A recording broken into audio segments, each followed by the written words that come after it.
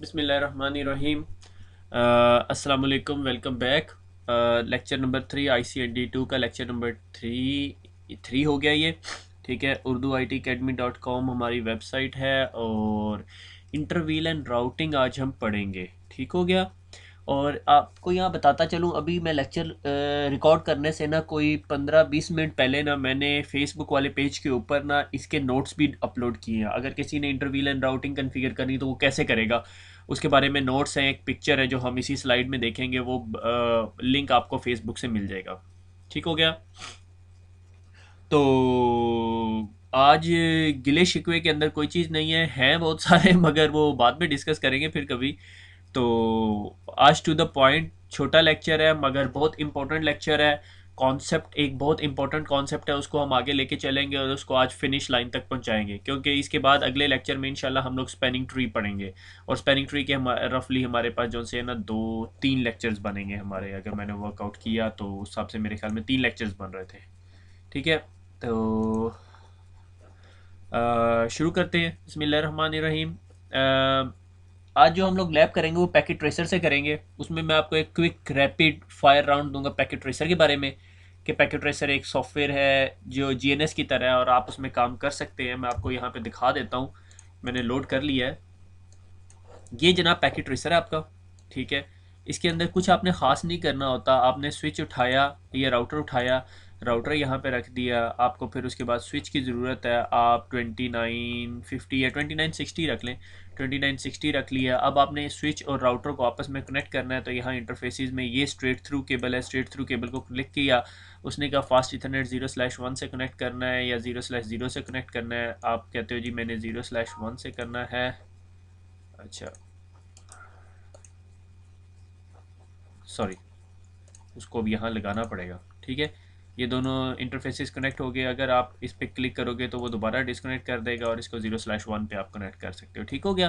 फिर इसके अंदर एक जो अच्छी चीज़ है वो ये कि GNS के अंदर PC वाला प्रॉब्लम बहुत बड़ा है, इसमें PC वाला प्रॉब्लम नहीं है। आपने यहाँ से उठाया, PC या लैपटॉप कोई भी उठा लो, उसको यहाँ पे रखा और उसको जी आपने कनेक्ट कराना है स्ट्रेट थ्रू केबल से। तो आप दोबारा इंटरफेसेस में गए, ये स्ट्रेट थ्रू केबल है, ये देख रहे हो नीचे आपको मैसेजेस आ रहे हैं। ठीक हो गया। ये स्ट्रेट थ्रू केबल आपने कहा जी ये 0/2 के साथ आपके पीसी के अंदर फास्ट इथरनेट पे लग गई। और जब आप अपने पीसी को डबल क्लिक करते हैं, देखो आपके पास एक विंडो खुलती है। ये क्या चीज़ें हैं ये मेरे से ना पूछो, क्योंकि मेरी खुद एक्सपर्टीज़ नहीं है। मेरे ख्याल में ये बता रहा है कि इसके पीसी के ऊपर क्या क्या चीज़ें लगी होती हैं। ठीक है, लाइन के लैन कार्ड भी है इस पीसी के ऊपर, मेरे ख्याल में फाइबर इंटरफेस मॉड्यूल भी लगा हुआ है। ठीक है, कॉन्फ़िगरेशन के अंदर आपने इसका गेटवे देना है और फास्ट इथरनेट के अंदर आपने इसका आईपी एड्रेस और सबनेट मास्क देना है। फिर आप डेस्कटॉप पे जाओगे, कमांड प्रॉम्प्ट पे जाओगे और कमांड्स चला सकते हो, और वेब ब्राउज़र भी इसके अंदर खोल सकते हो, और ट्रैफिक जनरेटर भी है, VPN भी है, टेक्स्ट एडिटर भी, ईमेल भी, PC वायरलेस भी है, IP की कॉन्फ़िगरेशन भी। यहाँ से भी बैठ के आप IP की कॉन्फ़िगरेशन कर सकते हो।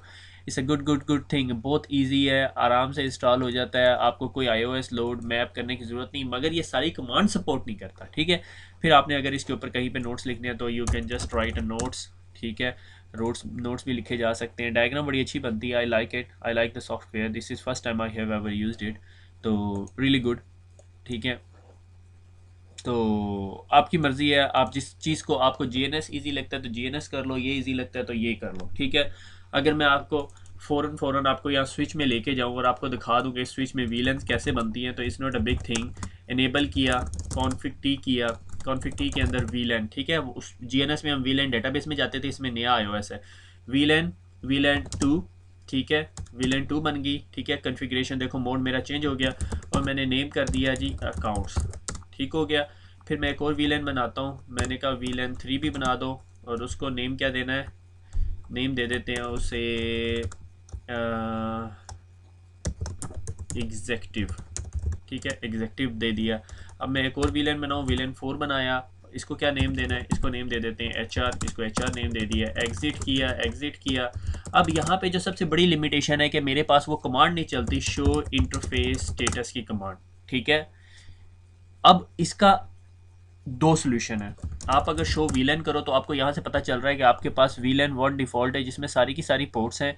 VLAN 2 में अभी तक हमने कोई पोर्ट नहीं डाली, VLAN 3 में भी कोई पोर्ट नहीं डाली, VLAN 4 में भी कोई पोर्ट नहीं डाली। ठीक है, यहाँ से आप देख सकते हो कौन कौन सी पोर्ट कौन कौन सी वीलन में। एक और तरीका ये है, अगर आप इस स्विच के ऊपर अपना माउस हूवर करोगे तो ये देखो ये नज़र आ रहा है। ठीक है, अब अपने मैं अपना माउस हिला के नहीं दिखा सकता आपको, क्योंकि जिस टाइम मैं माउस हिलाता हूँ वो विंडो ख़त्म हो जाती है। ठीक है, ये शो इंटरफेस स्टेटस की आउटपुट है। ठीक हो गया कि भाई उसके पास कौन कौन से इंटरफेस है, कौन कौन सी वीलेंस में। अगर आप राइट साइड पे देखो तो 3 4 5 6 7 8 9 सारे के सारे वीलन 1 में है। अब हम क्या करते हैं, इसको वीलन 2 में डाल देते हैं। ठीक है, कॉन्फिग टी कैसे डालना था, इंटरफेस FA0/2। ठीक है, स्विच पोर्ट एक्सेस वीलन 2। मैं इधर फास्ट इसलिए चल रहा हूँ कि ये सारी चीज़ें मैं आपको पढ़ा चुका हूँ। ठीक है, अगर किसी से आपको कोई चीज़ समझ नहीं आई तो वो दोबारा पिछली वीडियो पे जाए। ठीक है, मुझे ऐसे ऐसे मैसेज आते हैं, सर मुझे सबनेटिंग नहीं आती, क्या आप मुझे सबनेटिंग पढ़ा सकते हैं। अब बताओ मैं इस सवाल का क्या जवाब दूँ। ठीक है, आप में से बहुत सारों ने सही जवाब दिया। ठीक है, मगर वो मैं यहाँ बता नहीं सकता। बेटे आपने वीडियो ही नहीं देखी तो आप मेरे से आते साथ ही क्वेश्चन कर रहे हो। लोगों ने CCNA की पहली वीडियो देखी होती है, दूसरी वीडियो देखी होती है, और आगे मुझे क्वेश्चन करना शुरू कर देते हैं। ठीक है, पहले वीडियोस तो पढ़ लें, आपको सारा कुछ वहीं पे पढ़ा हुआ है। हाँ, मुझे एक बात की कमी फील होती है कि मेरी तमाम वीडियोस के ऊपर डिस्क्रिप्शन नहीं है। तो मैंने अभी अपने वेब प्रोग्रामर से बात की है, उसको कहा है कि भाई जो सी है वो वीडियोस जो सी है उनके नीचे डिस्क्रिप्शन डाल दी जाए। ठीक है, तो इंशाल्लाह डिस्क्रिप्शन आ जाएगी आपके पास अनकरीब। ठीक है, तो हमने जी स्विच पोर्ट एक्सेस वीलन 2 डाल दी। फिर हम इंटरफेस 3 में गए और उसे कहा स्विच पोर्ट एक्सेस वीलन 3 में डाल दिया उसे, वीलन 3 में डाल दिया। ठीक है, अगर इस पोर्ट को मैंने ट्रंक बनाना है तो स्विच पोर्ट मोड ट्रंक बना दूंगा, ट्रंक बन जाएगी। अब देखो जब मैं इसके ऊपर दोबारा माउस होवर करूंगा, इसके ऊपर लेके जाऊंगा तो देखो वो वीलन 2 और वीलन 3 आ रहा है राइट साइड पे। इंटरफेस 2 वीलन 2 में चला गया और इंटरफेस 3 वीलन 3 में चला गया। ठीक हो गया। एक और काम मैंने आप लोगों की आसानी के लिए किया हुआ है, मैं चाहता नहीं हूँ ये करना, मगर मैंने कहा चलो किसी का भला हो जाए। आज by the end of the day हमारी जो ये लैब बनेगी उस लैब को मैं सेव कर दूंगा वेब पेज के लेक्चर के सामने, उर्दू IT अकेडमी पे, जहाँ आपके लेक्चर्स पड़े हुए ICND, उसके आगे प्रेजेंटेशंस पड़ी हुई है ICND 1 की। ICND 2 पे मैंने प्रेजेंटेशंस अभी रखी नहीं है, जब ICND 2 पूरा कंप्लीट हो जाएगा फिर मैं प्रेजेंटेशंस रखूँगा। ICND 2 के सामने हर लेक्चर के सामने उसकी जो लैब होगी वो मैं पैकेट ट्रेसर की जो लैब होगी वो वहाँ पे रख दिया करूँगा। ठीक है, तो ताकि आप लोग अगर लैब बनाए और आपकी लैब काम नहीं कर रही मगर आपने मेरी वही वाली IP एड्रेसेस वाली स्कीम फॉलो की है तो वो काम कर सकती है। ठीक है, चलते हैं आगे। ठीक है, ये पैकेट ट्रेसर का इंट्रोडक्शन हो गया, बस मुझे इतना ही पैकेट ट्रेसर आता है, इतना ही मैंने पढ़ाना था आपको। ठीक है, बाकी एक्सप्लोर यार आप लोगों ने खुद करना, खुद समझदार बनने हैं। ठीक है, तो आगे शुरू करते हैं। अच्छा, अभी तक जो हमने पढ़ा वो ये था कि एक स्विच ये है मेरे पास और एक स्विच ये है। ठीक है, या एक ही स्विच है, उस पर एक कंप्यूटर बैठा हुआ है, उसको हमने VLAN 1 में कर दिया। दूसरा कंप्यूटर है उसको भी VLAN 1 में कर दिया। और अगर मेरे पास 100 कंप्यूटर सारे के सारे VLAN 1 में कर दिए, ठीक है, सॉरी यहाँ VLAN 1 होना चाहिए। ठीक है, अब प्रॉब्लम ये था कि अगर मेरे पास बहुत सारा बड़ा नेटवर्क होना शुरू हो जाता है और सारे के सारे एक ही VLAN में पड़े हुए हैं तो मसला बन जाता है। वो मसला क्या है सबसे बड़ा, कि वो नेटवर्क फ्लैट हो जाता है, उसको आप सेग्रीगेट नहीं कर सकते। उसमें अगर एक PC ब्रॉडकास्ट करता है तो बहुत सारे पीसी के पास जाता है, हायरार्किकल स्ट्रक्चर नहीं होता और ब्ला ब्ला ब्ला, सारा कुछ हम डिस्कस कर चुके हैं। फिर हमने क्या किया, हमने कहा हम क्या करते हैं, स्विच को ना सेगमेंटाइज्ड कर देते हैं। ठीक है, एक VLAN को VLAN 1 दे देते हैं और दूसरी VLAN को VLAN 2 दे देते हैं और VLAN 2 के पीसीज यहाँ पे पड़े हुए हैं। ठीक है, ये VLAN 2 के पीसीज हैं।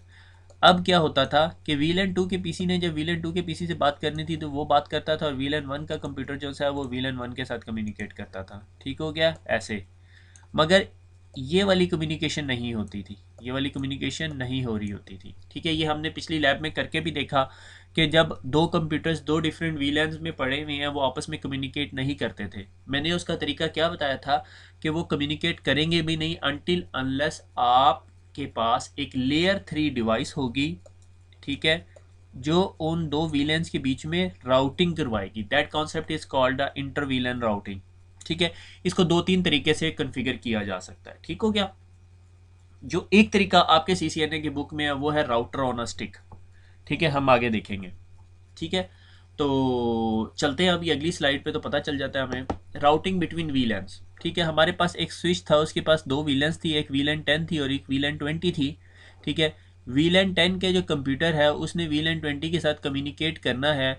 तो अगर आपके पास डायग्राम का ये पोर्शन अभी आपको नज़र नहीं आ रहा तो ये हम कहेंगे कम्युनिकेशन नहीं हो सकती। ठीक है, क्यों? क्योंकि हमने स्विच को इंटरनली सेग्रीगेट कर दिया और ये VLAN 1 की ट्रैफिक VLAN 1 में 10 में रहेगी और VLAN 20 की ट्रैफिक VLAN 20 में रहेगी। ठीक है, अब हमने क्या किया,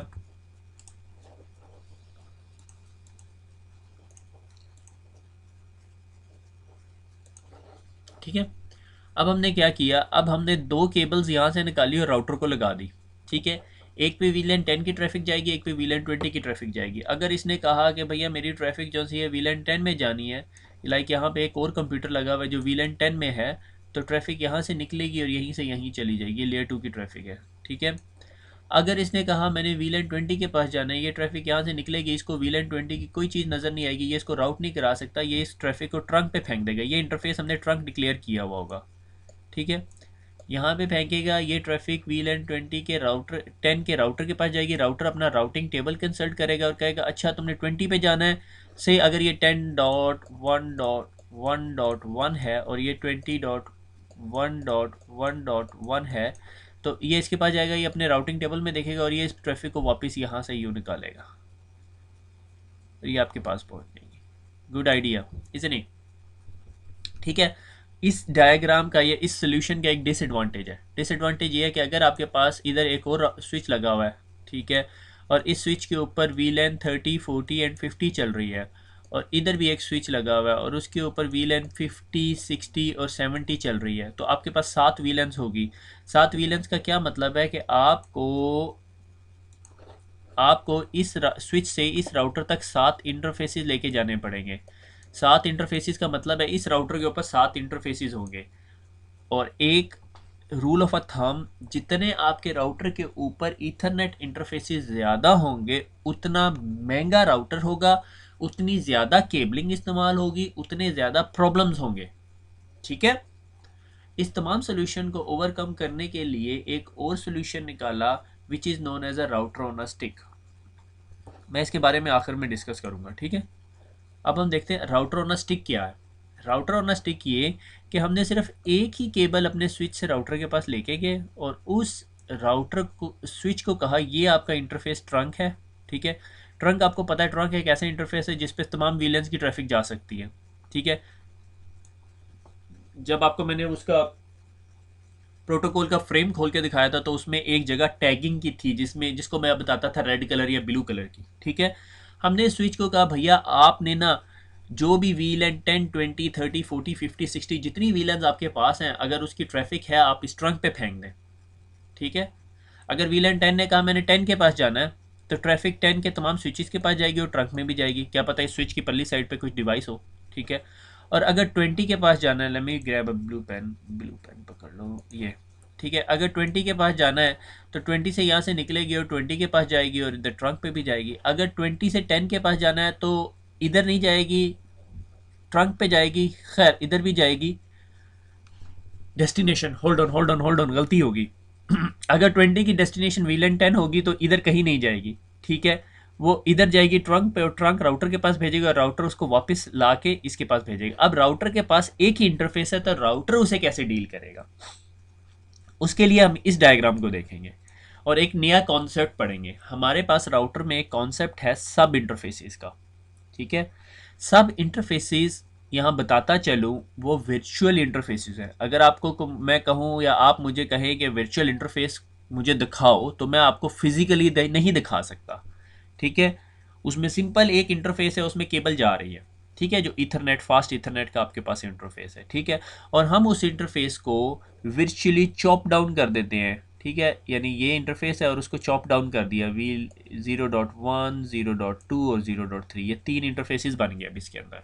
ये वर्चुअली है सारा कुछ। ठीक है, यानी स्विच से एक केबल RJ45 की केबल निकलेगी और राउटर के एक फास्ट इथरनेट इंटरफेस में जा रही होगी, फास्ट इथरनेट 0/0 के अंदर, और अब हम उस इंटरफेस के अंदर 3 सब इंटरफेसेस बना देंगे डिपेंडिंग ऑन कितनी VLANs है हमारे पास। अगर मेरे पास 2 VLANs है तो मैं 2 सब इंटरफेसेस बनाऊंगा। ठीक है, और मैं इस इंटरफेस को 0.10 भी कर सकता हूँ, 0.1 भी कर सकता हूँ, 0.20 भी कर सकता हूँ। इस बेटर के जो VLAN है आपने उस इंटरफेस पे टर्मिनेट करनी है, सिर्फ उसी VLAN को सब इंटरफेस नंबर दे दो, ऐसे भी कर सकते हो। मुझे पता है आप में से कुछ लोग जो से अब इस चीज़ को फॉलो नहीं कर सक रहे, मैं एक दफ़ा दोबारा रिवाइज कर देता हूँ। ठीक है, आप लोगों को ये डायग्राम तो समझ आ गई, ठीक है। अब जब VLAN 10 ने VLAN 20 के साथ कम्युनिकेट करना है तो दो डिफरेंट IP सबनेट्स हैं वो, ठीक है। उनको कम्युनिकेट कराने के लिए हमें एक लेयर 3 की डिवाइस चाहिए होगी और वो लेयर 3 की डिवाइस ये राउटर होगा, ठीक है। इस डायग्राम को राउटर ऑन अ स्टिक कहते हैं क्योंकि ये एक स्टिक है, उसके ऊपर राउटर लगा हुआ है, ठीक है। तो VLAN 10 से एक ट्रैफिक निकली और उसने कहा मैंने VLAN 20 पे जाना है। स्विच ने वो ट्रैफिक उठा के राउटर को दी और राउटर ने उस ट्रैफिक को देखा और देखने के बाद अपने राउटिंग टेबल से डिसीजन किया, ठीक है मैंने उसे सब इंटरफेस में घुसाना है, और वो इस सब इंटरफेस से निकल के इस पीसी के पास आ गई। ठीक हो गया। अब सवाल ये पैदा होता है यहाँ पे तो एक ही इंटरफेस है, तो हम इस इंटरफेस को चॉप डाउन कर देंगे, उसको 3 4 5 6 7 जितनी हमारे पास वीलेंस होंगी, जितनी वीलेंस को हम राउट करवाना चाहते हैं उन तमाम वीलेंस को करवाएंगे, ठीक है। होगा ये कि ट्रैफिक आएगी वीलेन 1 से इस राउटर के अंदर, राउटर अपना राउटिंग टेबल देखेगा और उसको VLAN 2 या VLAN 3, अगर VLAN 3 पे जाना है तो यहाँ निकाल देगा, अगर VLAN 2 पे जाना होगा तो यहाँ निकाल देगा, सिर्फ वो भी टैग लगा रहा होगा, ठीक है। अब इसके अंदर एक सवाल, एक जो प्रॉब्लम पैदा होती है वो ये कि आप में से किसी के पास अगर 2500 का रूटर होगा उस पर आप इंटर VLAN राउटिंग की लैब नहीं कर सकते। उसकी वजह यह है कि उसके तमाम इंटरफेस ईथरनेट होते हैं, फास्ट ईथरनेट नहीं होते। ये लैब करने के लिए आपको मिनिमम फास्ट ईथरनेट या गीगाबिट ईथरनेट इंटरफेस चाहिए। अब सवाल ये पैदा होता है, आप में से कुछ लोगों ने अगर ध्यान से नहीं पढ़ा, ठीक है, तो वो बादाम खाएं पहले तो आप, और उसके बाद मैं आपको दोबारा बता दूंगा कि ईथरनेट इंटरफेस 10 Mbps का होता है, फास्ट ईथरनेट 100 Mbps का होता है और गीगाबिट 1 गीगाबिट 1000 Mbps का होता है, ठीक है। तो fast Ethernet minimum interface requirement है इस लैब को करने के लिए, ठीक है। मगर आप पैकेट ट्रेसर में करोगे तो आप शहजादे हो। पहले मैं ये सोच रहा था कि मैं ना ये प्रैक्टिकल हार्डवेयर, रियल हार्डवेयर पे करवा दूंगा आपको लैब मैं, मगर उसका मसला ये था कि अगर मैं उस पर करवाता तो फिर मैं आपको पैकेट ट्रेसर ही दिखा सकता था। तो इसलिए मैं फिर अब ये तमाम लैब्स आपको पैकेट ट्रेसर पे कराता हूँ, क्योंकि मुझे अंदाज़ा है कि आप में से बहुत सारे लोगों के पास, बल्कि 99% लोगों के पास लैब अवेलेबल नहीं है, ठीक है। तो इसलिए मैं अब आप लोगों को जो लेक्चर देता हूँ वो भी पैकेट ट्रेसर के अंदर दे रहा होता हूँ, ठीक है। तो अच्छा, हम किधर थे? हम यहाँ पर थे कि हमने इंटरफेस लिया और उसको चॉप डाउन कर दिया और उसके अंदर 3 सब इंटरफेसेस बना दिए, ठीक है। और उन इंटरफेसेस के अंदर हमने कुछ कमांड देनी है। ये एक सोल्यूशन है, मगर इसका डिसएडवांटेज क्या है? इसका भी डिसएडवांटेज है। इसका डिसएडवांटेज ये है कि ये आपका 1 गिग का इंटरफेस हो सकता है मैक्सिमम, ठीक है। अब अगर VLAN 10 के ऊपर मेरे पास 100 पीसीज हैं, ठीक है, और VLAN 20 के ऊपर भी 100 पीसीज हैं, और ये सारे एक दूसरे के साथ कम्युनिकेट करने लग जाएं, तो बॉटलनेक क्रिएट हो जाएगा, ठीक है। एक जगह ऐसी आ जाएगी जहाँ पे स्पीड स्लो हो जाएगी, दैट इज़ कॉल्ड बॉटलनेक। क्यों बॉटलनेक कैसा होता है? क्योंकि कुछ ऐसी सी आपकी बॉटल होती है, ठीक है, शैम्पेन की नहीं होती, ये पेप्सी की बना लो, ठीक है, ठीक है। ये आपकी बॉटल है, ठीक है, पेप्सी की बॉटल होगी, ये उस उधर छोटा सा उसका लोगो भी लगा दिया, ठीक है। तो जनाब, जब आप इन्हें इसमें से पानी निकालना होता है तो क्या होता है, ये चीज़ आपकी पानी के बाहर निकलने को स्लो डाउन कर रही होती है, कि प्रोसेस को स्लो डाउन कर। अगर आप इसको यहाँ से चॉप डाउन कर दो और फिर बोतल उल्टी करो तो देखो 1 सेकंड के अंदर बोतल खाली हो जाएगी। और जब अगर आपके पास बोतल खाली ना कर सको, सिर्फ आपके पास वो नेक लगी हुई हो, तो फिर आपके लिए ये बॉटल नेक बन जाता है। इस चीज़ को बॉटल नेक कहते हैं, ठीक है, कि आपका जो स्पीड को स्लो कर रहा होता है। ठीक हो गया। अच्छा, तो जनाब हम कहाँ पे थे कि अब जब आपके पास 100 कंप्यूटर्स आपस में एक दूसरे के साथ कम्युनिकेट कर रहे हो तो 100 Mbps का लिंक या गीगाबिट का लिंक स्लो हो जाता है, ठीक है। इस चीज़ को ओवरकम करने के लिए एक और नई technology I which is called layer 3 switch. ये सारा कुछ कि ये जो स्विच है, ये जो डायग्राम है, that is called layer 3 switch. ये लेयर 3 स्विच की डायग्राम है, ठीक है। इस स्विच के अंदर स्विचिंग भी हो रही होती है और राउटिंग भी हो रही होती है। अगर VLAN 10 के ऊपर 100 पीसीज हैं, 100 पीसीज के साथ कम्युनिकेट करना है, वहीं पे राउटिंग डिसीजन होता है और वहीं पे वापस आ जाती है। हम किसी फिजिकल मीडिया पे डाटा फेंके बगैर ये काम करवा लेते हैं, ठीक है। यानी इस मीडिया पे फेंके बगैर, इस लिंक पे फेंके बगैर ही काम कर रहे होते हैं। ये इंटरनल बैक प्लेन कहलाता है, ठीक है। जो आपके, आप मिसाल मैं आपको देता हूँ कि अगर आपने एक कंप्यूटर से दूसरे कंप्यूटर पे 10 GB का डाटा ट्रांसफ़र करना है, वो फास्टर होगा या एक कंप्यूटर की C ड्राइव से उठा के उसी कंप्यूटर की D ड्राइव में ट्रांसफ़र करना है? कौन सा फास्टर होगा? जो सी से डी ड्राइव में जा रहा होगा, और वो मेरे ख्याल में 10 टाइम्स से भी ज़्यादा फास्टर होगा। ठीक है, तो सेम द केस हेयर कि भाई जब आपके वो इंटरनल बैक प्लेन से गुजर के जा रही होती है, आपने कहीं मीडिया पे नहीं डालना, कोई सीरियलाइजेशन डिले नहीं होगा, कोई लीफो फीफो टाइप की टेक्नोलॉजीज इस्तेमाल नहीं होंगी, तो आपका डाटा जो है एक ही इंटरफेस से निकल के दूसरे इंटरफेस पे वापस चला जाएगा। लीफो फीफो तो खैर यूज़ हो रहा होता है मेरे ख्याल में इंटरनल बैक प्लेन के अंदर भी। ठीक है, तो बारह, तो ये स्टोरी है। ठीक है, ये काम भी हो सकता है, मैं देखूंगा अगर मुझे टाइम मिला तो मैं ये आपको लैब दिखा दूंगा फ़ौरन फ़ौरन। ठीक है, लेयर 3 इंटरफेस मेरे ख्याल में 2960 लेयर 3 कैपेबल स्विच है, उसमें राउटिंग इनेबल हो सकती है। आपने किसी भी स्विच को चेक करना हो क्या उसमें राउटिंग इनेबल हो सकती है, उसका सबसे आसान तरीका है आईपी राउटिंग की कमांड दे लो।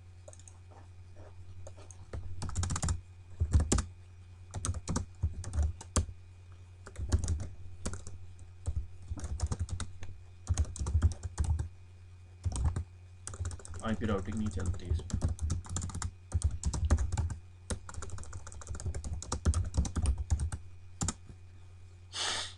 मेरे ख्याल में आईपी राउटिंग नहीं चलती इसके ऊपर। और चेक आपके पास और कोई स्विच होगा जिसके अंदर हो। ये है ना 3560 है, ये देखो ये लेयर 3 कैपेबल स्विच है, बूटिंग अप। ठीक है, इसके अंदर राउटिंग चलेगी, इसके ऊपर हम इंटर वीलैन राउटिंग का काम कर सकते हैं। ऑफ। ठीक है, बल मैं दिखाता हूँ आपको, ये अब मुझे दिमाग खाएगा 15 मिनट बैठ के। ठीक है, तो जनाब आप पैकेट ट्रेसर के अंदर लेयर 3 राउटिंग कैपेबिलिटी भी कर सकते हो, कोई मसला नहीं है, आप कर सकते हो। ठीक है, ये मल्टी लेयर स्विच देखो यहाँ पे लिखा भी आ रहा है मल्टी लेयर स्विच। ठीक है, ये 3560 जो है एडवांस आईपी सर्विसेज के आईओएस पड़ा हुआ है, इसके अंदर राउटिंग टेबल और लेयर 3 राउटिंग हो सकती है। लाइक आप 4-5 विलियंस यहीं पे बना के और उनके बीच में राउटिंग यहीं पे बैठ के करवा सकते हो। ठीक है, वो देखेंगे, कोई बड़ी बात नहीं है, ये is not a big deal. ठीक है, तो वापस चलते हैं स्लाइड पे। मगर आपके सीसीएनए के अंदर मेरे ख्याल में सिर्फ यही चीज़ है, मेरे ख्याल में नहीं यकीनन यही चीज़ है, सिर्फ inter VLAN and routing, router on a stick. ठीक है, ये बहुत इंपॉर्टेंट कॉन्सेप्ट है, मगर मैं प्रैक्टिकल लाइफ में आप कहाँ यूज़ करते हो मैंने कहीं नहीं देखा। ठीक है, हो रहा होगा कहीं ना कहीं, ज़रूरत नहीं पड़ती। आप आजकल के दौर में कहीं राउटर होना, ठीक है, लेयर 3 स्विच सस्ता मिलता है राउटर से, कोई राउटर लगा के दो विलियंस के बीच में क्यों इंटर विलियन करवाएगा। अब तो आप अगर सिस्को से बाहर निकल जाए तो आपको layer 3 capable switch 1 gig support के साथ 96 इंटरफेसिस के साथ 4-5 लाख का मिल जाता आराम से। सस्ता ही है बता रहा हूँ मैं, 6500 और नेक्सस का भी आपने रेट नहीं देखा। अच्छा जी, दैट्स द स्टोरी। बस हमारी लैब ख़त्म होगी, अब हम लैब बनाएंगे और इंटरवीलन राउटिंग कराएंगे। ठीक है, इंटरवीलन राउटिंग कराने से पहले ये अभी आप कॉन्सेप्ट भूल जाइए, मैं देखूंगा अगर मैं अभी लैब कराने के बाद मेरे में हिम्मत हुई तो मैं आपको ये चीज़ समझाऊंगा। हम क्या करेंगे, हम क्या करते हैं, हम एक वीलन 1 बनाते हैं, वीलन 10 बनाते हैं और एक वीलन 20 बनाते हैं। ठीक है, वीलन 1 के कॉन्सेप्ट को भूल जाए। ठीक है, 10 की वीलन का आईपी एड्रेस करते हैं 10.1.1.1। ठीक है, और 20.1.1.1। ठीक है, और उसके बाद पीसी का आईपी एड्रेस रख देते हैं 10.1.1.10 और 20.1.1.10। और फिर हम इन दो पीसीज को कहते हैं आपस में एक दूसरे को पिंग करो। ठीक है, ये दोनों स्विच से कनेक्टेड होंगे और स्विच के आगे इधर राउटर लगा होगा और ये राउटर के ऊपर ये आईपी एड्रेसेस देंगे। ठीक है, तो शुरू करते हैं हम दोबारा अपनी पैकेट ट्रेसर की लैब। अच्छा जी, ये मुझे उड़ा लेने ने। ठीक है, ये मेरा लैपटॉप 1 हो गया और मैं एक और लैपटॉप लगा देता हूँ यहाँ पे। ठीक है, लैपटॉप 2 और इसको मैं एक्चुअली कनेक्ट करता हूँ इंटरफेस 10 के साथ, क्योंकि वीलन 10 में होगा। 10.10.10.10 इसको आईपी एड्रेस दे दूंगा और इसको आईपी, ये अभी मैं सिर्फ लेबल्स लगा रहा हूँ। ठीक है, इसको दे दूंगा 20.20.20.10। ठीक है, अभी मैंने इसे आईपी एड्रेस नहीं दिया। ठीक है, interface straight through cable Ethernet से निकल के इसके पोर्ट नंबर 20 में लगा देता हूँ ताकि मुझे याद रहे। ठीक है, और अब मैं इस पीसी को डबल क्लिक करता हूँ आईपी कॉन्फ़िगरेशन, क्या इसका आईपी एड्रेस था 10.10.10.10, सबनेट मास्क /24 की सबनेटिंग की हुई है, /16 की सबनेटिंग की हुई, यानी /24 सबनेट मास्क है इसका। और डिफ़ॉल्ट गेटवे क्या होगा 10.10.10.1, 10.10.10.1 क्या होगा, क्योंकि ये राउटर का एड्रेस होगा, ठीक है।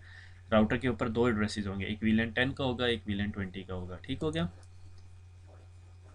अब अगर मैं दोबारा डेस्कटॉप में जाऊं और इधर IP कॉन्फ़िग की कमांड चलाऊं तो मुझे पता चल रहा है 10.10.10.1 है। मैं इसको पिंग करता हूँ अभी, 10.10.10.1 पिंग नहीं हो रहा मेरा डिफ़ॉल्ट गेटवे। उसकी रीज़न क्या है कि अभी डिफ़ॉल्ट गेटवे सेटअप नहीं हुआ, ठीक है।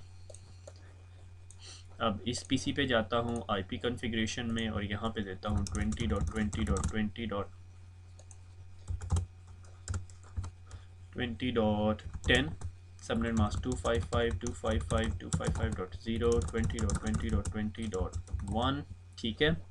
और इसके भी डेस्कटॉप पे कुछ नहीं हो रहा होगा, मगर मैं एहतियातन कमांड प्रॉम्प्ट खोल लेता हूँ, ठीक है। अब मैं वापस इस स्विच में जाता हूँ, ठीक है। ओह, आपको ये पता है डोमेन, ये अगर इसको कोई गलत कमांड दे दी जाए तो ये डोमेन लुकअप करने लग जाता है।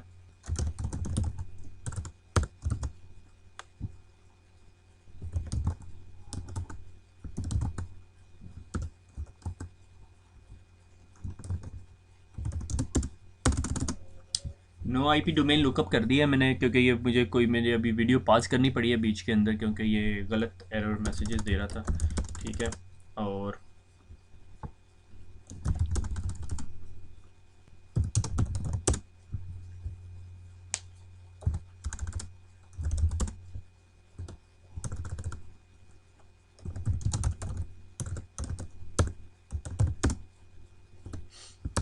अच्छा जी, तो हम कॉन्फ़िग टी करते हैं, VLAN 10, नेम उसको दे देते हैं अकाउंट्स, ठीक है। VLAN 2 and VLAN 10 has an accounts same name, तो मैं उसे दे देता हूँ VLAN नेम उर्दू IT, ठीक है। और फिर उसके बाद एक और VLAN बनाते हैं VLAN 20, उसको नेम दे देते हैं VLAN 20, that's a good name, ठीक है। तो VLAN 10 का भी नाम नेम VLAN 10 कर देते हैं, ठीक है। एग्ज़िट करते हैं, इधर से भी एग्ज़िट करते हैं, शो VLAN करते हैं, और वो मुझे दिखा रहा है कि VLAN 10 और VLAN 20 बन गई हैं। अब VLAN 10 पे कौन से इंटरफेस को डालेंगे, इस इंटरफेस को, ठीक है। अगर आप एक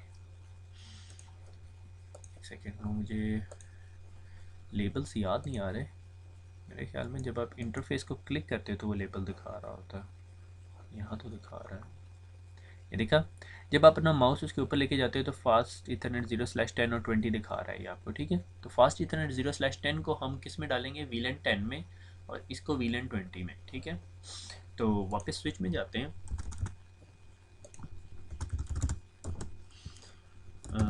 कॉन्फ़िग टी इंटरफेस FA 0/20, इस पर डिस्क्रिप्शन भी कर सकते हो, VLAN 20 इथरनेट 0/10, ठीक है। अभी डिस्क्रिप्शन दे रहा हूँ, अभी मैं मेकअप कर रहा हूँ इसका, ठीक है।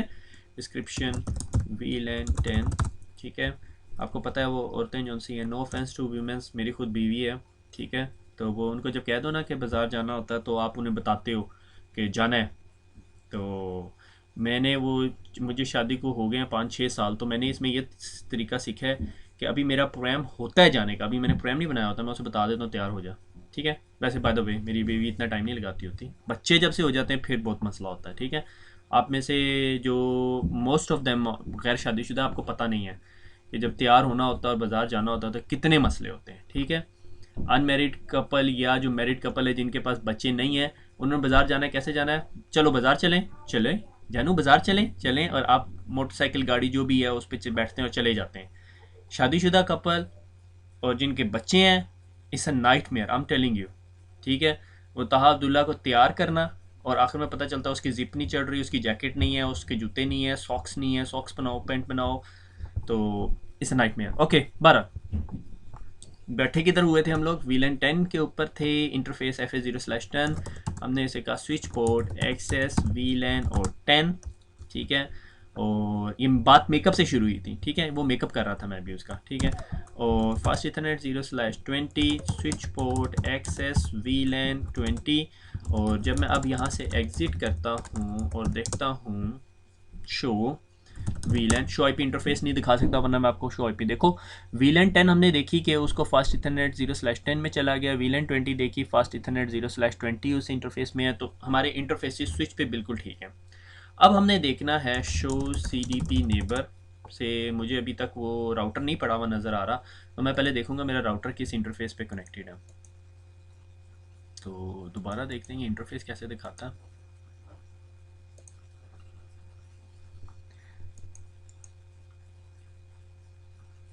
FA0/1, ठीक है, FA0/1 जो सा है स्विच पे उसे ट्रंक डिक्लेयर करना है, कॉन्फिग टी इंटरफेस FA0/1। थोड़ा सा मेकअप भी कर लेते हैं, डिस्क्रिप्शन अप लिंक, ठीक है, स्विच पोर्ट मोड क्या करना है, ट्रंक, ठीक है, that's it. Show CDP neighbours, अभी तक नेबर्स में नहीं आ रहा, उसकी वजह यह है कि अभी राउटर के एंड पे इंटरफेस अपनी हुआ और ये रेड आ रहा है, ठीक है, FA0/1। अब हम राउटर भैया के अंदर जाते हैं जहाँ पे हमने सारा काम करना है, ठीक है। CLI वो कह रहा है कि कॉन्फ़िगरेशन करनी है, कॉन्फ़िगरेशन डायलॉग में जाना है, नहीं जाना, तो अभी ये बिल्कुल फ्रेश राउटर है, इस बेचारे को अभी कुछ नहीं पता दुनिया का, ठीक है। और शो IP इंटरफेस ब्रीफ, मेरे ख्याल में कमांड चलती है, और इंटरफेस था हमारा FA0/1, ठीक हो गया। So config t interface FA0/1 no shut हो गया, अब वो ग्रीन हो गया। अब दूसरे साइड पे भी देखो वो लाइट ऑरेंज कलर हो गया और अब वो थोड़ी देर में क्लियर अप होके सही हो जाएगा, ठीक हो गया, इंटरफेस अप हो गया। अब हमने इसके बाद क्या करना है, ठीक है। अब देखो कमांड इसके अंदर, अब वो स्लाइसिंग करनी है इंटरफेस के अंदर, ठीक है। अगर मैं आपको यहाँ पे do show IP interface brief की कमांड दिखाऊं तो आपको सिर्फ इंटरफेस 0/0 और 0/1 नज़र आ रहा है और एक VLAN 1 इंटरफेस है, okay, doesn't matter what that is, इसके बारे में आपको परेशान नहीं होना, ठीक है। तो 0/1 है, ठीक है, हमने 0/1 को अब चॉप करना है, ठीक है। हम क्या करेंगे, इंटरफेस 0/1 में ऑलरेडी बैठे हुए हैं, हमने यहाँ पे करना है इंटरफेस FA0/1.10, ठीक है, 10 बन गया इंटरफेस। अब हमने यहाँ पे बैठ के करना है 20, ठीक है, और 20 भी बन गया। अगर मैं do show IP interface brief की कमांड से दोबारा दिखाऊं तो आपको नज़र आ रहा है 0.10 भी बन गया, 0.20 भी बन गया, ठीक हो गया। अब हमने 0.10 और 20 में एक एक कमांडें डालनी है, ठीक है। तो इंटरफेस FA0/1.10, ठीक है, एनकैप्सुलेशन देनी है उसे, ठीक है। एनकैप्सुलेशन क्या होगी, .1Q जो ट्रंकिंग पे चलती है। और इसके बाद आपने एक और काम करना है कि कौन सी VLAN की ट्रैफिक ये सब इंटरफेस डील करे। इंटरफेस 10 को हम कहते हैं आप VLAN 10 की ट्रैफिक डील करो, कि आपके पास जब पैकेट इस स्विच से आ रहा है 10 का टैग लग के, तो जब इस स्विच इस राउटर के पास पहुंचेगा तो राउटर का ये इंटरफेस कहेगा भाई इसके ऊपर टैग कौन सा लगा हुआ है, वो टैग 10 लगा हुआ है, तो वो समझ जाएगा अच्छा टैग 10 से आ रही है और उसका डेस्टिनेशन टैग क्या है, वो सारी कुछ देख के और उसको फर्दर फॉरवर्ड कर देगा, ठीक हो गया। अब उसके बाद एक्चुअली डेस्टिनेशन टैग लगा होता है उसके ऊपर, ठीक है। अब एनकैप्सुलेशन हो गया और अब हमने इसको IP एड्रेस भी देना है, ठीक है। IP एड्रेस के बगैर राउटिंग नहीं हो सकती, तो हमें अब इस सब इंटरफेस को IP एड्रेस देना है। और हमने क्या डिसाइड किया था, हम इसको IP एड्रेस देंगे 10.10.10.1, ठीक है, और सबनेट मास्क देंगे 255.255.255.0। और उसके बाद अब मैं जाता हूँ 20 इंटरफेस के ऊपर और इसको एनकैप्सुलेशन देता हूँ 20 और इसको IP एड्रेस देता हूँ 20.20.20.1। आप में से कुछ लड़के कह रहे हैं कि सर इसमें मेकअप नहीं किया, अब मेकअप से वक्त ज़ाया होता तो इसलिए छोड़ दें, ठीक है। मैं अब इस लेक्चर की जो है ना कोशिश करूँगा मेरी बेगम ना सुने, वरना बस मैं फिर अगला लेक्चर नहीं देने के काबिल रहूँगा आपको। शो IP इंटरफेस ब्रीफ, ठीक है। और देखो अब आपके राउटर के पास दो इंटरफेसेस बन गए 10.10.10.1 और 20.20.20.1, ठीक है। और अगर 10 की VLAN से ट्रैफिक आएगी तो वो इस इंटरफेस के पास आएगी और ये इंटरफेस देखेगा अच्छा आपने जाना है 20 के नेटवर्क पे, और वो यहाँ से घुमा के इसको यहाँ भेज देगी। वो घुमाने वाला काम क्या होगा, that is simple, show IP राउट। आपका राउटिंग टेबल कर रहा होगा। आपके राउटिंग टेबल को पता है कि 10 का नेटवर्क भी उससे कनेक्टेड है, 20 का नेटवर्क भी कनेक्टेड है। अगर 10 के नेटवर्क पे जाना है तो सब इंटरफेस 10 में से जाना है, 20 के नेटवर्क पे जाना है सब इंटरफेस 20 के। बस दैट्स इट, ये आपकी इंटरवीलन राउटिंग हो गई है। और अगर मैं अब 10 के अंदर बैठ के अगर मैं एक पिंग करने की कोशिश करूँ, जसारत करता हूँ, मैं अपने डिफ़ॉल्ट गेटवे को पिंग कर सकता हूँ। क्या अब मैं 20 को पिंग कर सकता हूँ? 20 के डिफ़ॉल्ट गेटवे को पहले पिंग करूँ या 20 को पिंग करूँ? मैं सीधा 20 को ही पिंग करता हूँ। 20.20.20.10 था मेरे ख्याल में उस पीसी का आईपी एड्रेस। हाँ जी, 20.20.20.10 और जनाब ये पिंग नहीं हो रहा। हियर वी गो, कहीं ना कहीं गलती हो रही है और पिंग हो गया। ठीक है, वो एक पैकेट टाइम आउट हो गया। और देखो अब जब ये ट्रैफिक राउटर से घूम के आ रही, देखो कितना टाइम आउट आ रहा है, 20 मिली सेकेंड्स का। ठीक है, that is my dear your whole inter VLAN routing. ठीक है, मैं आपको वो लेयर 3 वाली भी चीज़ बताता चलूँ। ठीक है, जिस तरह आपको अब पहले से पता है कि मुझे थोड़ा पढ़ाने की ज़्यादा आदत है। ये पूरी की पूरी लैब जौन सी है ना, ये मैं आपको ये वाली लैब जौन सी, ये फाइल सेव करके पैकेट ट्रेसर की और वेबसाइट पे रख दूँगा। वो रखने में मुझे थोड़ा टाइम लगेगा, ये नहीं है कि मैं अभी इमीडिएटली रख दूँगा, तो मुझे एक दिन का टाइम दे दीजिएगा। ठीक है, क्योंकि मैं खुद वेब डेवलपर नहीं और मेरा वेब डेवलपर खुद स्टूडेंट है, तो वो रखते हुए टाइम करता है, थोड़े नखरे भी करता होता है। ठीक है, तो जनाब ये अगर ये वाली पूरी चीज़ को ख़त्म करके और मैं लेयर 3 स्विच बनाना चाहूँ तो वो भी कर सकता हूँ। ठीक है, मैं इसी डायग्राम में मॉडिफिकेशन कर देता हूँ। ठीक है, मैं इसको डिलीट कर देता हूँ और इसको भी डिलीट कर देता हूँ।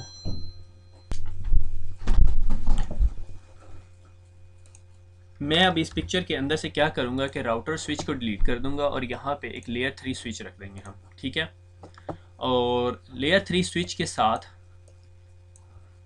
अब मैं इसको थोड़ा तेज़ करूँगा। ठीक है, स्टेट थ्रू के साथ इसके पोर्ट नंबर 10 पे ही वो लगाता हूँ और फिर दूसरी स्टेट थ्रू केबल लेके पोर्ट नंबर 20 पे दूसरा लगा देता हूँ और इस स्विच की CLI में चला जाता हूँ। ठीक है, क्योंकि मेरी डिवाइसेस को तो IP एड्रेसेस मिले हुए हैं। ठीक है, enable config t no IP domain dash lookup, ताकि वो लुकअप ना करे। अब देखो config t, पहले VLAN बनाते हैं। अब इस पर VLAN 1 नेम नहीं, सॉरी VLAN 1 नहीं, VLAN 10 VLAN 10। ठीक है, name accounts VLAN 20 name HR। ठीक है, 2 VLANs बन गई। शो IP इंटरफेस ब्रीफ की कमांड से कुछ नहीं होगा, सिर्फ मैं इंटरफेस ही देख रहा हूँ। ठीक है, FA0/ config t interface FA0/10 switch port access VLAN 10 switch port access VLAN interface 20 switch port access VLAN 20। ठीक है, एग्जिट। मैं आपको ये चीज़ यहाँ से दिखाता हूँ।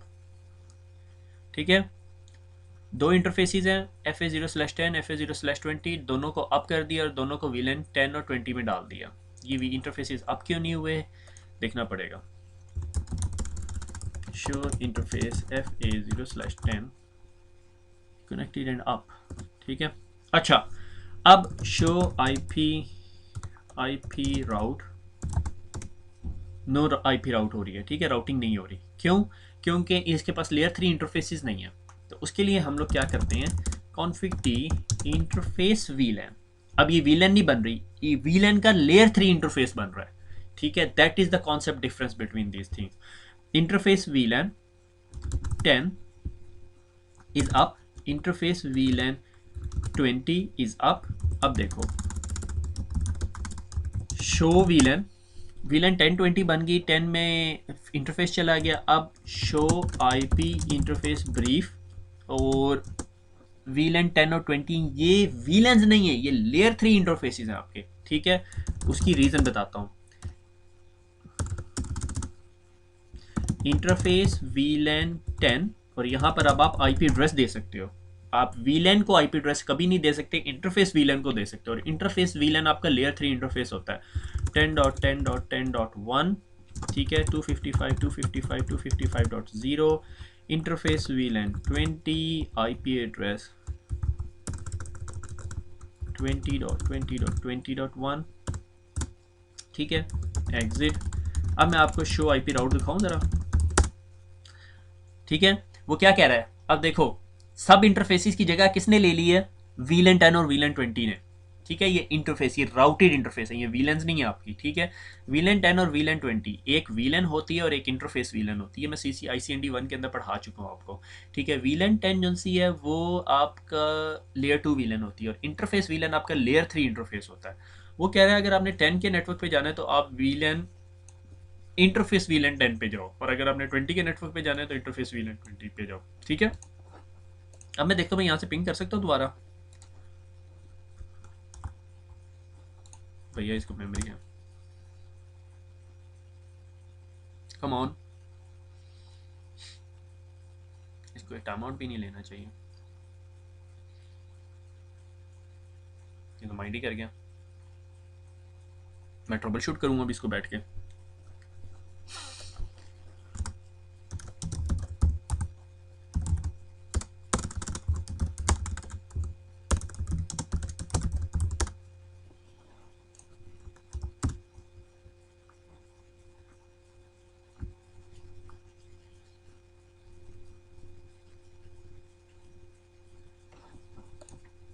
ओके जी, तो मेरा जो ख्याल है वो ये है कि इस स्विच के ऊपर मुझे आईपी राउटिंग की कमांड देनी पड़नी थी, आईपी राउटिंग की कमांड नहीं दी हुई थी, इस वजह से ये प्रॉब्लम कर रहा था। तो मैंने वो राउटिंग की कमांड दी, तो मैं अपने डिफ़ॉल्ट गेटवे को पिंग कर सकता हूँ। और अब मैं यहाँ से बैठ के, मैं 10 पे बैठा हूँ सॉरी, तो 20.20.20.10 को भी पिंग करना चाहिए मुझे। तो जनाब आ जाओ 2021 भी आप, और ये 2020-10 जो सा है ये मेरा पिंग होना शुरू हो गया, ठीक है। तो इन शॉर्ट ये कि ये आपकी ICND 1 का पार्ट नहीं है, ICND 2 का पार्ट नहीं है, ये मेरे ख्याल में CCNP का है, inter VLAN and routing with layer 3 switches, ठीक है। तो बहरहाल आपने देख लिया कि हमने इसके ऊपर दो वीलेंस बनाई, फिर दो वीलन इंटरफेसेस बनाए जो लेयर 3 थे, ये जो आपको नीचे सबसे नीचे नज़र आ रहे हैं, ठीक है। और उसके बाद मैंने इन दोनों को कुछ भी नहीं किया, और देखो पहले आपके पास यहाँ पे स्विच और फिर राउटर था, अब यहाँ पे बॉटलनेक नहीं रहा और ये दोनों आपस में एक दूसरे के साथ पिंग कर रहे हैं।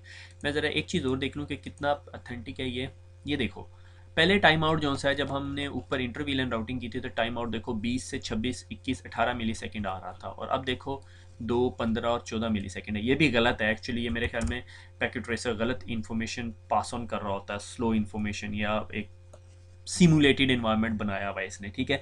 रियल एनवायरनमेंट में आपको लेस देन 1 मिली सेकेंड रिप्लाई आ रहा होता है, ठीक हो गया। मैं ये वाली लैब अपलोड नहीं करूँगा, मैं सिर्फ वो वाली लैब अपलोड करूँगा जो पहले की हुई थी। तो दैट्स ऑल। तो हमने इंटरवील एंड राउटिंग पढ़ ली, हमने देखा कि दो स्विचेस जो दो वीलेंस आपस में कम्युनिकेट कराने के लिए हमें लेयर 3 डिवाइस लगानी पड़ती है। तो जब लेयर 3 डिवाइस होती है तो वो राउटिंग डिसीजन करती है, ठीक हो गया। इससे आगे चलते हैं, थोड़ा सा एक छोटा सा कॉन्सेप्ट है। कॉन्सेप्ट ये है कि सिस्को का 3 लेयर आर्किटेक्चर है, ठीक है। वो 3 लेयर आर्किटेक्चर कुछ यूं का है कि आपके पास एक कोर होती है, डाटा सेंटर निकाल दो, मैंने एक्चुअली डायग्राम डाटा सेंटर से उठाई है ताकि मैं आपको एक और चीज़ दिखा सकूं, ठीक है। एक कोर लेयर होती है जिसके ऊपर दो बड़े बड़े स्विचेस पड़े हुए होते हैं, और दो स्विचेस के नीचे या 2, 4, 5, 6 जितने भी होते हैं, ठीक है। और उसके बाद आपके पास एक एग्रीगेशन लेयर होती है, डिस्ट्रीब्यूशन लेयर होती है, और डिस्ट्रीब्यूशन लेयर से आपकी केबलें कनेक्ट हुई होती हैं आपके स्विचेस पे। एक्चुअली ये डायग्राम एग्जैक्ट डायग्राम नहीं है जो मुझे दिखानी चाहिए, मगर ये मैंने इसलिए दिखाई क्योंकि मैं आपको ये दिखाना चाहता हूँ कि डाटा सेंटर में कैसे लगे हुए होते हैं, ठीक है। तो एक्सेस लेयर क्या होती है, जो आपके कंप्यूटर, आपके आईफोन्स, IP फोन्स, आपके लैपटॉप्स को कनेक्ट कर रही होती है, ठीक हो गया। और उसके बाद कंप्यूटर्स जो से हैं वो कनेक्ट हो रहे होते हैं डिस्ट्रीब्यूशन लेयर के साथ। डिस्ट्रीब्यूशन लेयर पे आपने एक्सेस कंट्रोल लिस्ट लगाई होती है, आपने फायरवॉल्स लगाई होती हैं, आपने पॉलिसी लगाई होती है कि अच्छा ठीक है ये जो सा है एक्सेस लेयर का जो बंदा है, ये जो सा है दूसरे एक्सेस लेयर के बंदे के साथ काम कर सके या ना कर सके, ठीक हो गया। तो जो एक्सेस लेयर होती है उसके ऊपर नॉर्मली आपके पीसीज कनेक्ट होते हैं, लैपटॉप्स कनेक्ट होते हैं, और वो जो से हैं वो कनेक्ट हुई होती है डिस्ट्रीब्यूशन लेयर के साथ। डिस्ट्रीब्यूशन लेयर आपको दो चीज़ें दे रही होती है, ठीक है। एक पॉलिसी बेस्ड कनेक्टिविटी दे रही होती है, लाइक उसके ऊपर रिस्ट्रिक्शन लगाई होती है कि भाई एचआर का बंदा जो सा है, एचआर का कंप्यूटर जो सा है वो कोई भी एक्सेस ना कर सके, क्योंकि उस पर तमाम की सैलरी स्लिप्स पड़ी होती हैं और ये वो, ठीक है। और अकाउंट्स के बंदे जो हैं वो नहीं चाहते कि उनका कुछ एक्सेस हो। अगर आपका यूनिवर्सिटी की लैब है, ये यूनिवर्सिटी का नेटवर्क एनवायरनमेंट है, तो यूनिवर्सिटी का एग्जामिनेशन डिपार्टमेंट किसी के साथ कनेक्टेड नहीं चाहता, तो वो डिस्ट्रीब्यूशन लेयर आपका काम कर रही होती है। और जो लोकल एक्सेस लेयर होती है उस पर तमाम कनेक्टिविटी लेयर 2 की हो रही होती है। डिस्ट्रीब्यूशन लेयर की हाफ कनेक्टिविटी लेयर 2 पे हो रही होती है और हाफ लेयर 3 पे होती है, ठीक है। और उसके बाद फिर कोर होती है। और डिस्ट्रीब्यूशन लेयर एक ऐसी लेयर होती है जो आपको रेजिलियंस भी प्रोवाइड कर रही होती है। रेजिलियंस ये कि ये आपकी एक्सेस लेयर है, ये आपका स्विच है, और ये आपके पास एक कंप्यूटर पड़ा हुआ है, ठीक है। इस कंप्यूटर ने इस कंप्यूटर के साथ कम्युनिकेट करना है, ठीक है। इस कंप्यूटर को मैं रेड कलर में बना देता हूँ। ये मैं थोड़ा सा बाहर निकल के ना आपको सीसीएनए के स्कोप से बाहर पढ़ा रहा हूँ। सीसीएनए में बस एक्सेस कंट्रोल डिस्ट्रीब्यूशन लेयर बस इस तरह दिखाया हुआ है, ठीक है। अब इस ब्लू कंप्यूटर ने रेड कंप्यूटर के साथ कम्युनिकेट करना है, इसका मतलब दो डिफरेंट वीलैंस के हैं, ठीक है। तो इस कंप्यूटर ने जब कम्युनिकेट करना है, यहाँ से निकलेगा ये, और ये यहाँ से अब यहाँ जाएगा डिस्ट्रीब्यूशन लेयर पे, और डिस्ट्रीब्यूशन लेयर का स्विच इसको उठा के यहाँ फेंकेगा और ये इसके पास चला जाएगा, ठीक है। ये इंटरवील एंड राउटिंग हो रही है अब, ठीक है। और लेयर 3 फंक्शनैलिटी यहाँ पे यूज़ हो रही है, ठीक है। अगर ये स्विच यहाँ से घूम के इसके साथ भी कनेक्ट हुआ हुआ है तो ये काम नहीं करेगी। उसकी वजह क्या है कि ये लेयर 3 कैपेबल नहीं है, ये एक्सेस लेयर 2 कैपेबल है, ठीक है। मगर ये सारी की सारी डायग्राम आपके एनवायरनमेंट पे डिपेंड करती है। देयर इज़ अ पॉसिबिलिटी कि ये लेयर भी लेयर 3 कैपेबल हो सकती है, ठीक है। मगर जो स्टैंडर्ड डायग्राम है वो ये होती है, ठीक है। और इन केस अगर ये स्विच डाउन हो जाता है तो फिर आपके पास ये बैकअप राउट होता है, ठीक है। आप इधर से निकल के इस तरह इस कंप्यूटर के पास पहुंच जाते हो, ठीक है। और ये आपका HSRP का कॉन्सेप्ट है जो टोटली CCNP स्विचिंग का पेपर है, ठीक है, उसके अंदर आप पढ़ते हो। अच्छा, इसके अंदर आप डायग्राम में एक दो पिक्चर्स देख रहे होंगे। मैं आपको मेनली ये डायग्राम इसलिए दिखा रहा था कि आपको पिक्चर या डायग्राम समझ नहीं आ जाए। तो ये जो दो लाइनें होती that is called ether channel. इसको सिर्फ हल्का सा टच किया हमने CCNA के अंदर कि ये ईथर चैनल होता है। जब आपने दो स्विचेस के बीच में हाई स्पीड डाटा ट्रांसफ़र करना है या बहुत ज़्यादा डाटा ट्रांसफ़र करना है, तो आप इसके लिए मल्टीपल इंटरफेसिस को इकट्ठे करते हो और उन दोनों को बाइंड कर देते हो, ठीक है। लाइक अगर आपने किसी चीज़ को मजबूती से बांधना है और आपके पास एक धागा या एक सेबा है, ठीक है। सेबा मेरे ख्याल में सबको समझ आ रहा है सेबा क्या होता है। जिन्होंने बोरी देखी है, अभी तो बोरी का ज़माना ख़त्म हो गया, बोरी या सेबा, सेबा समझ आती है मेरे ख्याल में आपको, धागा, ठीक है। तो अगर एक धागा है तो वो कम आपको ताकत प्रोवाइड करेगा, जब आप 10 धागे आपस में जोड़ लोगे तो वो ज़्यादा ताकत प्रोवाइड करेंगे। अगर उनमें से एक धागा टूट भी गया है 10 में से तो no will provide your strength, ठीक है। That is the whole concept of ether channel, कि अगर आपके पास एक स्विच है जो दूसरे स्विच के साथ ज़्यादा डाटा ट्रांसफ़र कर रहा है तो हम उसको बाइंड कर देते हैं, that is called ether channel, ठीक है। अगर मेरे पास 1 गीग और 1 गीग है, अब मेरे पास कितने हो गए, 2 गीग हो गया, ठीक है। 2 Gbps स्पीड जा सकती है, डाटा ट्रांसफ़र हो सकता है, ठीक हो गया। कुछ लोग मार्केटिंग वाले इसको 4 Gbps भी कहेंगे, क्यों? क्योंकि 2 Gbps फुल डुप्लेक्स है। फुल डुप्लेक्स का मतलब 2 Gbps जा भी सकता है, 2 Gbps आ भी सकता है, और एट अ सेम टाइम ये ट्रांसफ़र होगा। तो मार्केटिंग वाले जो से 2 Gbps भी कहेंगे, ठीक है। इसको मार्केटिंग की फिगर्स पे कभी नहीं जाना, मार्केटिंग वाले बहुत परेशान करते हैं आपको। बल्कि मुझे अच्छी तरह याद है, मेरे ब्लॉग पे किसी ने क्वेश्चन दिया हुआ था कि सर जी ये जो वायरलेस है ये तो 500 Mbps दे रहा होता है, सिस्को वाले कहते हैं। सिस्को ने अभी न्यू टेक्नोलॉजी सेल की है मार्केट में 400 Mbps, 450 Mbps, 4x4 माइमो उसे कहते हैं, ठीक है। वो एक्चुअली 400 Mbps देता है, मगर वो आपको ये नहीं बताता कि ये 400 Mbps जो सा है ये फुल डुप्लेक्स है या हाफ डुप्लेक्स। एक्चुअली स्टोरी ये है कि ये जो 400 Mbps या 450 Mbps है ये हाफ डुप्लेक्स है, ठीक है। तो आप सीधा सीधा 200 Mbps पे तो गिर गए। अब 200 Mbps के अंदर वायरलेस का हेडर बहुत बड़ा होता है। वायरलेस का हेडर आपके इथरनेट के हेडर की तरह नहीं होता। तो रफली वो 25% ऑफ आपकी बैंडविड्थ वैसे ही काट लेता है। तो आपके पास मेरे ख्याल में बच जाते हैं 140 या 145 Mbps। 140 या 45 Mbps के अंदर ये वो बैंडविड्थ है जो आपकी ये वायरलेस एपी आपको दे सकती है। अब अगर आप इस वायरलेस एपी के साथ दो लैपटॉप लगा के बैठ जाओ तो आपके पास सीधी सीधी 70 Mbps आ जाती है। और 70 Mbps ये भी पेलोड स्पीड नहीं होगी आपकी, ठीक है। जबकि आपको ईथरनेट के अंदर पेलोड स्पीड यानी जितना आपका सिर्फ डाटा डाटा जा रहा है हेडर निकाल के आपको 70-75 Mbps मिल रही होती है। ठीक हो गया। ये अपने जहन से गलती निकाल दें कि आपका वायरलेस जो है ये ईथरनेट के इक्वल होता है, कभी भी इक्वल नहीं हो सकता ये। ठीक है। अब 50 साल 5 साल आगे, 50 तो नहीं, टेक्नोलॉजी तो बड़ी स्पीड से बढ़ रही होती है, प्रोसेसिंग डिमांड मेरे ख्याल में 18 महीने में डबल हो जाती है हमारी। ठीक है। तो लेटेस्ट रिसर्च आर्टिकल था ये। तो 18 महीने के अंदर जब हमारी प्रोसेसिंग डिमांड डबल हो रही है तो मेरे ख्याल में 4-5 साल के अंदर शायद हम 70 Mbps पेलोड स्पीड को मीट कर लें, अभी नहीं। ठीक है। 4x4 माइमो, और मज़े की बात यह है कि सब आपको एपीस तो सेल कर देंगे, आपको कार्ड भी देता है कोई 4x4 माइमो, 3x3 माइमो का कार्ड आप जब मुझे ले लेंगे ना फिर मुझे बताइएगा, उसमें फिर बहुत सारे मसले हैं। तो I don't want go into it, ये टोटली वायरलेस का कॉन्सेप्ट है। सिर्फ मैंने ये एक क्वेश्चन आंसर किया है, 3-4 लड़कों ने पूछा हुआ था कि सर वो तो 500 Mbps मिल रही है। मैं अभी आपको बता रहा हूँ कि सिर्फ डॉक्यूमेंट्स पे ना जाया करो। ठीक है। तो बहरहाल, तो ये जो 2 Gbps हो जाता है ईथर चैनल, ठीक है, तो ये यहाँ ईथर चैनल हुआ है और ये आपस में कम्युनिकेट कर रहे हैं। यहाँ पर हमने पॉलिसी लगाई हुई है, यहाँ हम फायरवॉल भी लगा सकते हैं, यहाँ पर हमने आईपीएस भी लगाई होगी जो हमारे इंट्रूजन प्रिवेंशन कर रही होगी कि कोई गलत काम तो नहीं कर रहा। और उसके बाद ये हमारी कोर आ जाती है, और ये कोर जो सी है 100% जो सी इस पर कोई पॉलिसी नहीं होगी, कोई रेस्ट्रिक्शन नहीं होगी, इसका सिर्फ और सिर्फ काम ये है high speed data transfer, that's it. That's the only motive of this core कि हाई स्पीड स्विचिंग या हाई स्पीड डाटा ट्रांसफर हो रहा हो, मगर ये लेयर 3 की नॉर्मली फंक्शनलिटी परफॉर्म कर रही होती है। ठीक है। इसके ऊपर कोई आपने ACL नहीं लगाई होगी, कोई रिस्ट्रिक्शन। जो डाटा पैकेट यहाँ पे जा रहा है वो बस वैलिड पैकेट है, उसको कोई नहीं रोकेगा, उसने बस जाना है। ठीक है। और अगर आप, ये डाटा सेंटर है, ये आपका पूरे का पूरा डाटा सेंटर है सिस्को का। ठीक है। ये जो ब्लू ब्लू एरिया है ना, ये वाला ब्लू एरिया, ये आपके सर्वर्स के रैक है, ये भी आपके सर्वर्स के रैक। ये एक रैक है, ये एक रैक है, इसके अंदर कितने सर्वर आ सकते हैं मैं नहीं बता सकता, मगर इसके अंदर 42 सिस्को के 35-60 स्विचेस आ सकते हैं। 42 स्विचेस का मतलब है 42 इंटू 48, 48 आप खुद मल्टीप्लाई करके देख लोगे कितना, मेरे ख्याल में 1600 समथिंग आता है अगर मेरा मैथ सही है।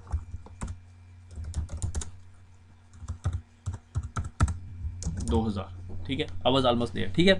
और ये जो वाइट कैबिनेट्स हैं इसके अंदर आपके सर्वर्स पड़े हुए हैं। ठीक है। और ये जो रेड कैबिनेट है ये पूरे सर्वर के इन सर्वर्स को आपस में कनेक्ट कर रही है। ठीक है। ये इन सर्वर्स को आपस में कनेक्ट कर रही है, ये सारे सर्वर इसमें कनेक्ट हो रही है, ये सारे सर्वर इसमें कनेक्ट हो रहे हैं, ये सारे सारे सारे। और आप यहाँ देख रहे हो ये सारी आपकी एक्सेस लेयर है, ये सारे के सारे सर्वर्स। ठीक है। और ये सारे के सारे सर्वर्स के जो ये स्विचेस हैं, ये फिर सारे के सारे स्विचेस आके इधर डिस्ट्रीब्यूशन लेयर के स्विच पे कनेक्ट हो रही है, फिर डिस्ट्रीब्यूशन लेयर का स्विच जो है वो कोर के साथ कनेक्ट हो रहा है। आपको डायग्राम समझ आ गई तो बहुत आला बात है, अगर समझ नहीं आई तो बिल्कुल परेशान ना हो, ये सब ब्रेन ट्विस्टर, मुझे आदत है वैसे ही आप लोगों को तंग करने की। ठीक हो गया। ये आपके CCNA में नहीं है, आपके CCNA में सिर्फ ये एक छोटी सी डायग्राम बनी हुई है जो बताती है कोर के ऊपर मेनली आपका डाटा ट्रांसफर हो रहा होता है, एग्रीगेशन के ऊपर आप तमाम एक्सेस लेयर्स को आपस में कनेक्ट कर रहे होते हो। अच्छा, इससे आगे निकल के आपको एक थोड़ा सा कॉन्सेप्ट देता है ये ईथर चैनल क्या होता है, जो मैंने दिखा दिया। ये लेयर 2 का भी होता है, लेयर 3 का भी, आपकी बुक के अंदर सिर्फ लेयर 2 ईथर चैनल बताया हुआ है। ठीक है। अच्छा, इसके अलावा एक और बात है कि अभी जो लेटेस्ट मार्केट रिसर्च चल रही है वो ये कहती है कि जनाब ये जो बीच वाली आपने लेयर बनाई हुई है ना, ये तो निकाल ही नहीं, आपको ज़रूरत ही नहीं है इस लेयर की। आप ये स्विच उठा के सीधा इसको कनेक्ट करें और कहानी सीधी है। ठीक है। आप बिला वजह एक स्विच लगाते हैं, अगर ट्रैफिक यहाँ से लेके यहाँ तक जानी है तो पहले वो यहाँ जाएगी और फिर सॉर्ट ऑफ अगर कभी उसने जाना है तो यूँ जाएगी, तो सीरियलाइजेशन डिले या कम्युनिकेशन डिले ज़्यादा हो जाएगा, हॉप काउंट ज़्यादा हो जाएंगे। ठीक है, कुछ सिनेरियोज़ के अंदर। ठीक है। क्योंकि लेटेस्ट रिसर्च कहती है जिस तरह हमारी क्लाउड कंप्यूटिंग इंक्रीज़ हो रही है कि सर्वर टू सर्वर कम्युनिकेशन बहुत ज़्यादा होगी है, 60-80% इंक्रीज़ होगी है। ठीक है।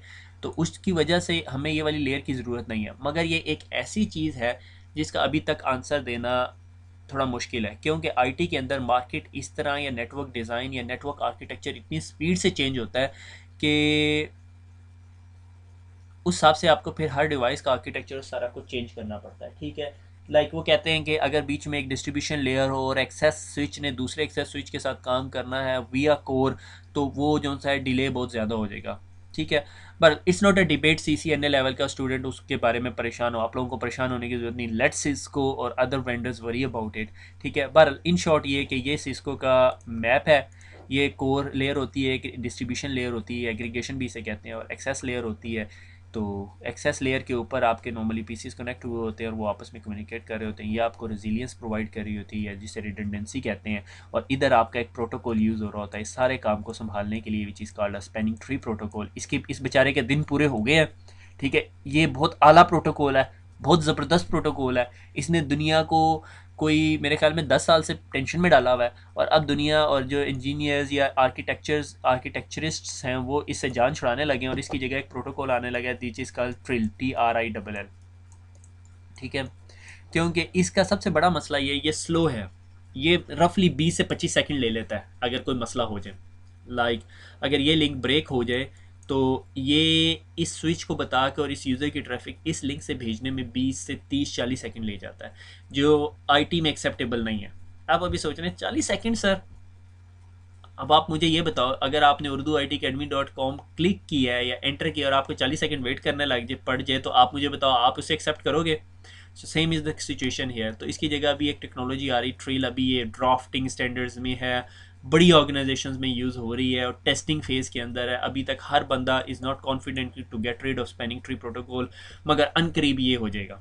इसकी स्टोरी IP वर्जन 4 और 6 वाली नहीं होगी, ठीक है, ये हो जाएगा। और मेरे ख्याल में अब 3-4 साल के बाद CCNA पढ़ रहे हो तो शायद you will be studying TRILL, TRILL, okay. और सिस्को ने अपना एक नया फ्लेवर भी निकाला होगा उसमें, ठीक हो गया। तो दैट इज़ ऑल। और यहाँ पर हम अपना लेक्चर ख़त्म करते हैं। दुआओं में याद रखिएगा। अल्लाह हाफिज़।